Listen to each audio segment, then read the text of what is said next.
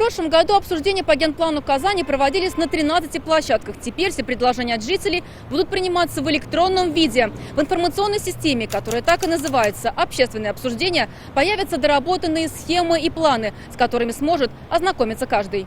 Но чтобы оставить свои предложения, теперь надо зарегистрироваться в единой системе идентификации и аутентификации. Инструкцию разместят на сайте мэрии. Если нет интернета, можно обратиться с письмом в управление архитектуры. Основное требование к участникам – столичная прописка. Во-первых, участником общественных обсуждений может быть житель города Казани, то есть который прописан в городе Казани. И второе, может быть собственник недвижимого имущества, которое размещается на территории города Казани.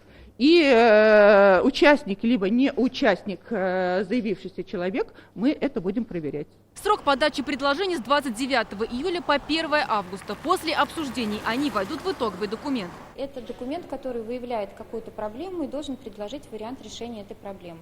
Вот этот вариант решения, который закладывается в проблемах, которые связаны, например, с пробками, это выявление необходимости размещения тех или иных автомобильных дорог. И, соответственно, генеральный план должен показать, какого уровня эта дорога, какой категории должна появиться, чтобы решить такую транспортную проблему.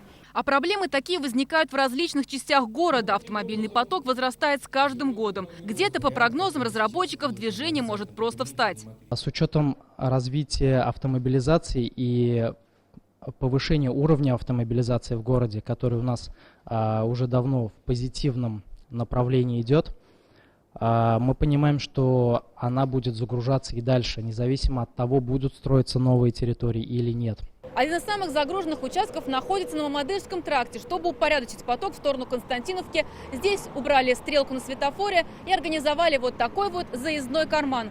Однако по генплану здесь планируется строительство развязки, но когда она появится, пока неизвестно. Тут большое движение, междугородние все ходят.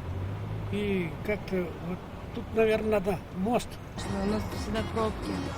Тут обязательно надо как-то что-то сделать. Ну, развязку же надо сделать. Окончательный вариант генплана должны принять к концу этого года, так как в 2020-м срок действующего документа уже истекает.